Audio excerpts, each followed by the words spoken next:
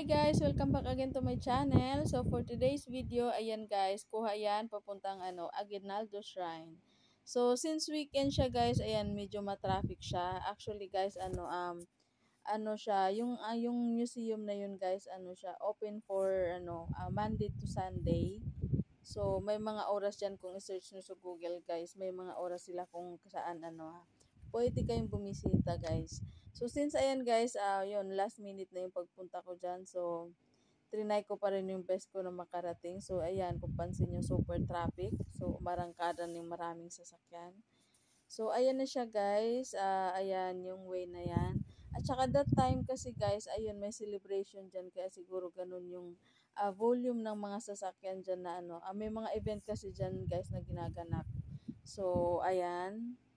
So, since first time kong pumunta diyan guys, actually pangalawa na. So, nung first time kasi nag-commute lang kami. So, wala talaga akong idea kung saan magpa-park. So, ayan, napunta ako diyan sa lugar na yan. So, ayan, nagtanong ako kung saan pwedeng mag-park.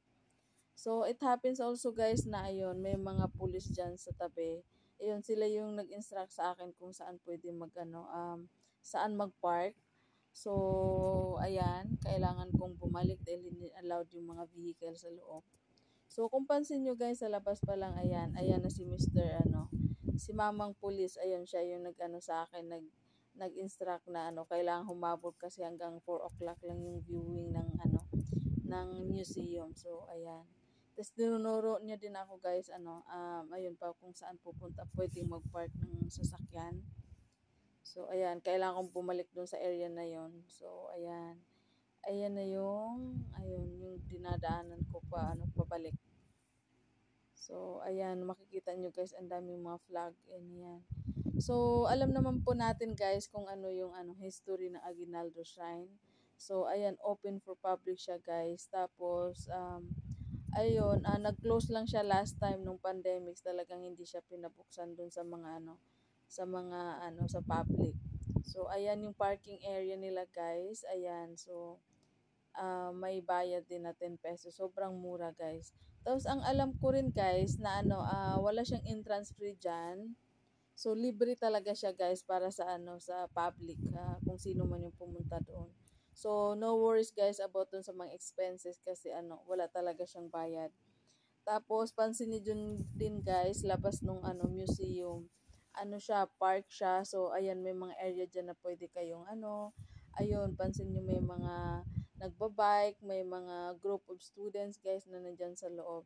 So ayan, pakita ko lang din guys, ayun yung mga kung ano yung nasa loob. So ayan, first time ko siyang napuntahan talaga. So na-amaze ako doon sa kung ano yung mga event before. So ayan pala yung mga souvenir niya. Ayun, yung flag. So, ayan na yon. Yung mga medal na kay President Aguinaldo. So, yun yung mga para pernalyang naiwan niya dyan, guys. Ayan. So, ayan yung mga design or ayan. Yung mga yan. So, ayan, sobrang nakaka-amaze kasi kahit sobrang tagal na nangyari na yon. So, ayan yung mga ang mga souvenir na pwede natin tapos pwede nyo ring kasi may mga siya diyan guys may mga sulat na pwede nyong basahin. So based na rin dun sa mga books na nandyan siya lahat.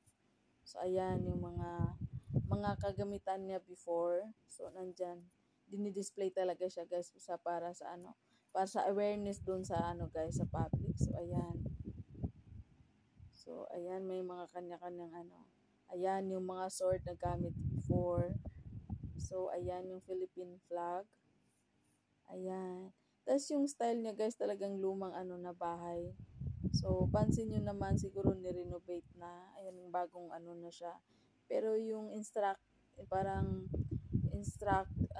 instructoral niya guys, na design. Ayan pa rin. Kaso parang kunting renovation yung ginawa nila. So, ayan. Ayun, ayan. Tapos, sobrang guys, ayan siya. So, mga pansin mo guys, sobrang tibay ng mga kagamitan nung kasi imagine mo, ang tagal-tagal na pero andyan pa rin siya. So, ayan. Not sure lang guys kung sino yung ano yun. Kasi hindi ko na rin binasa kung anong meron doon sa picture na yun. So, ayan yung mga Filipiniana guys.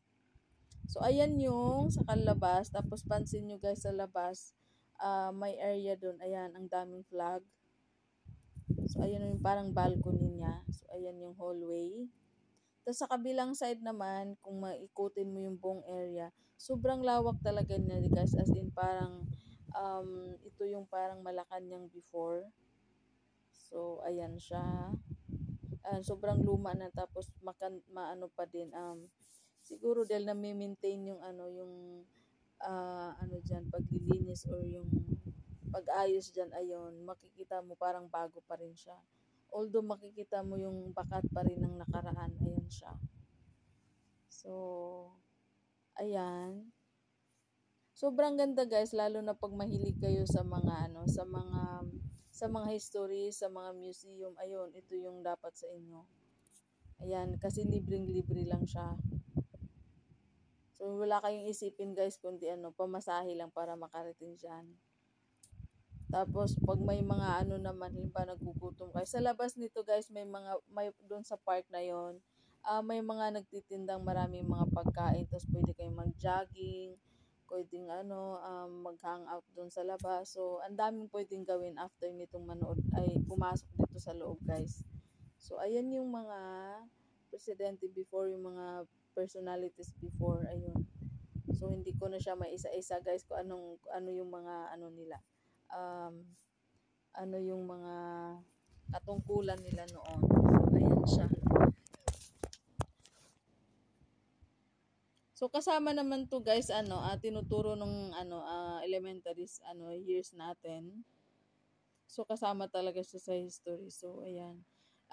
Nakaka-amaze lang pag once nandyan ka na mismo, makikita mo talaga siya in person. So, ayan. Sobrang lawak ng area niya guys. Ayan. So, pansin mo guys, yung mga nandoon dyan, yung mga, ano, mga elders nandiyan, pati mga group of, ano, students, yung mga kabataan, ayan, actually guys, ano, halo-halo yung mga taong nandiyan. So, hindi lang yung mga, ano, mga kabataan yung mahilig dyan, pati yung mga elders guide na gustong malaman at makita in person kung ano man yung mga event before. So, ayan yung ebidensya na guys. So, ayan. So, malaki yung compound niya guys sa loob. So, ayan yung ano, pag pinicturan mo siya sa labas, ayan yung ano niya, itsura niya. So, actually, yun yung ano, original talagang gawa. So, ito talaga, sabi nung mama dito na nagsasabi is, ano daw, ito daw, yung sana sa picture, yun yung original talaga na, ano, na itsura niya guys. So, ayan. Sobrang laki guys, tapos puro ano talaga puti. Tapos ayun, para na siyang bahay.